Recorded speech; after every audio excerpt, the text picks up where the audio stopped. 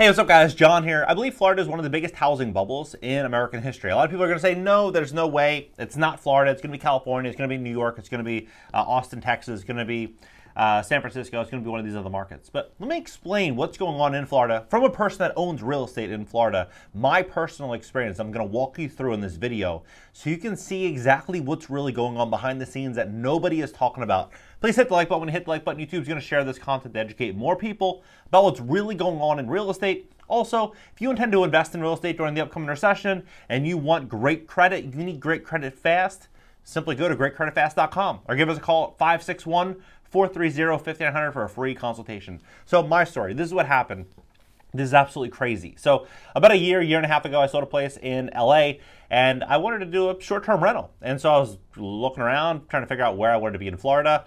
Found a nice rental right near the main strip, not far from the beach. It was an ideal location. So we ended up doing a short-term Airbnb and we're paying $2,500 a month. It worked out well. And so $2,500 a month, we were like, oh, we'll stay for 2 months, 3 months, extended to 6 months, to 8 months. And then the high season came. Landlord wanted to increase the rent from $2,500 to $5,500 per month. I said, there's no way I'm doing that. Not spending over $60,000 a year to rent, at least right now. That's not gonna happen. So what I ended up doing was looking for places that could potentially rent around that $2,000 to $2,500 price point, or maybe even buy something. And so we came across a deal through a family member that came into town because my wife was having her second son, and they were staying at the local hotel and talking to concierge at the front desk. And the concierge was like, hey, my friend's mom just passed away. They're looking for a quick and easy sale.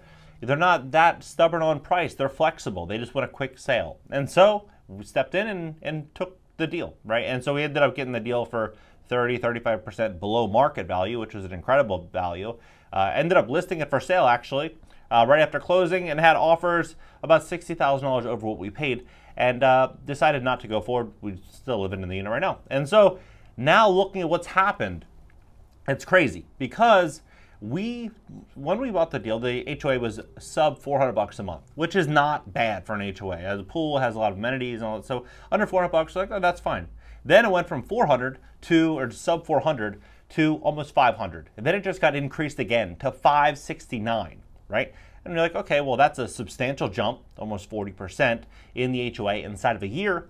Well, now for new insurance, due to what's happened with the Hurricane Ian situation in Fort Myers, what happened with the building collapse in Miami, all that is now bringing on new problems. Really, really big problems, especially for HOAs. And so what this looks like is now for us to get insurance, we have to redo all the roofs inside of the community. And so what does that cost? $2.5 million. And so what the HOA is gonna have to do is take out a $2.5 million loan, and each unit is gonna have to pitch in about $200 a month over a 10-year period if this passes, right? So the HOA would go from sub $400 to where it is now, $569, plus add $200, right? And so you're like, okay, basically the HOA doubled inside of a year. That's pretty crazy to me. But now I'm looking at all these new changes that are coming to Florida, and I'm like, what is this going to look like? Really, what is this going to look like? When we look at Florida's inventory, we have 1.6 million vacant homes. We have a total of roughly 20 million people, 9.6 million total housing units, 17% unoccupied, right? What is this going to look like when, I'm going to share with you what's going on when this comes into place, right? So Florida lawmakers force homeowners to buy flood insurance. And there's two different situations I'm going to share with you. Hundreds of thousands of Florida property owners face reimbursements to buy flood insurance under President setting bill approved Wednesday by a state legislator. It's the first mandate of its kind in this country. The requirement applies to properties across the state regardless of whether they are in high-risk flood zones, and will cost some homeowners thousands of dollars per year. The bill was approved 2 months after Hurricane Ian caused catastrophic damage in parts of Florida where almost no one has flood coverage. Supporters say the requirement could protect people whose homes are damaged by storms from financial ruin because of flood coverage is generally not included in standard homeowner insurance policies. It's probably a good idea to mandate people to have flood insurance, said Paul Hamrin, president of Florida-based Federal Association of Insurance Reform, a consumer advocacy nonprofit. It seems like it's the only mechanism that drives adoption. Well, it drives adoption because people don't have a choice, right? So, of course, it's going to drive adoption. The requirement comes as federal lawmakers and officials are struggling to get more homeowners across the country to buy flood insurance, protect themselves financially against climate change. Federal law requires people to have flood insurance on properties inside of flood zones if it's secured by a federally backed mortgage, right? And so this is where the big problems go. I'm going to pin this in the show notes. I'm not going to read the whole thing, but they're pushing this new additional cost, right? And so how much does this cost? So if you're in the cheapest area, let's say AH, it's $30, or AO, it's $30 or $33 or $30 per month. But if you're in, let's say, the VE area, which I would assume is probably along the coastal cities, $296 a month, right? This is average monthly cost on top of already sky-high additional living costs, sky-high utility and electric bills. This is going to be a problem for a lot of people. But this situation, I just saw this Florida real estate bombshell could destroy a lot of wallets. Last May, Florida Governor Ron DeSantis passed legislation mandating emergency reserve funds for condominiums statewide after the tragic collapse of the 12-story Chamberlain Towers in Surfside, like basically Miami. While lawmakers hope the condo law overhaul will protect residents from similar events, some market experts have warned that the mandatory reserves could destroy Floridians' wallets. These costs, they get passed on to the consumer in one way or another. The enterprise's founder and CEO Joe Pinion said on Mornings with Maria Monday, "Here comes a budget buster." This stipulation was put in place by Governor DeSantis to secure lives, but it's going to end up bankrupting a lot of people that didn't see this 50% hit coming. Florida's Senate Bill SB 4 includes requirements for preventative maintenance and construction inspections on buildings 3 stories or higher, and for condo associations to collect and maintain structural integrity reserves, studies, and funds. Associations are required to perform a reserves cost analysis every 10 years for repair costs that meet or exceed $10,000. Associations must then mail their structural integrity studies to condo owners, who will contribute to the reserves together through an association-approved payment plan.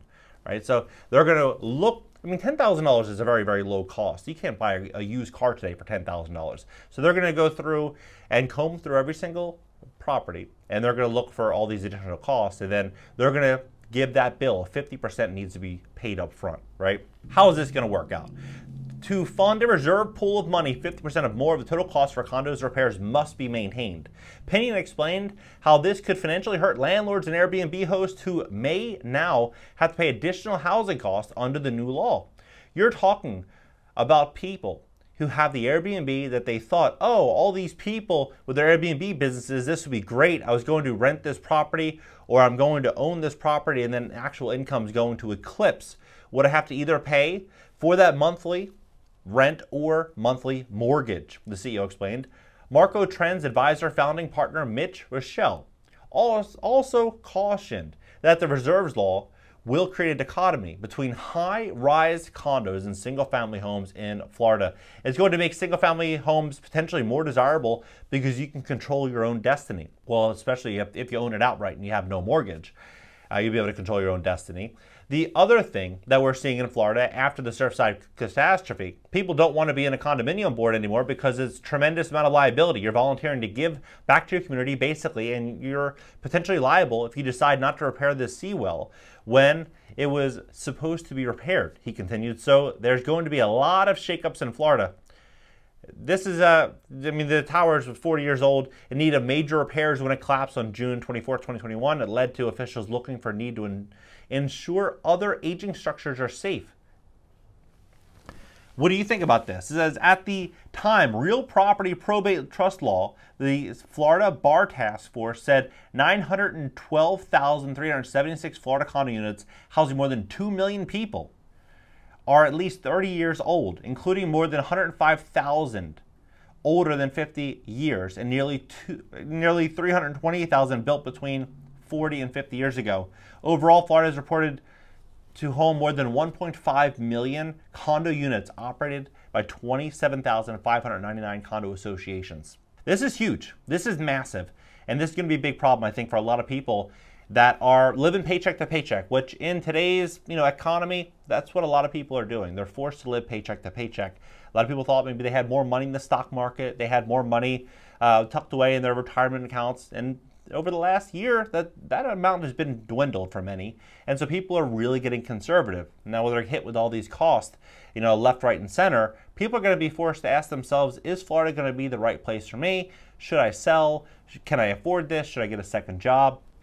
It's going to be fascinating to watch what happens to Florida, especially, Florida and Las Vegas and a lot of markets, a lot of those types of markets are very boom bust. Things are either very, very good or things are bad. Florida, people have a lot of confidence in just because of the business politics, the business practices, everything that's happened in Florida. It's been a very, very favorable place for an entrepreneur, for people to come here and start over and make a lot of money and keep a lot of that money. But now it looks like it's only going to be the land of the rich and the land of the one percenters. What do you think about this? Drop it below. Hit the like button, subscribe here, and subscribe also to my second channel. It's an interactive call-in show and a podcast. LinkedIn, Twitter, Instagram, and TikTok up in the banner. Again, if you need help fixing your credit, we would love to give you a free consultation and see if we can be of service to help you fix your credit score. Now, a lot of people right now, they have credit card debt. They have an auto loan. They have a mortgage. If you have any of these loans and you got these loans based on a lower credit score, simply by improving your credit score and refinancing some of this debt potentially, you could save yourselves hundreds of potentially even thousands of dollars monthly or over the course of that loan. We'd love to give you a free consultation to see if this is a good situation for you at GreatCreditFast.com. Again, the phone number is 561-430-5900. I'll catch you guys in the next video.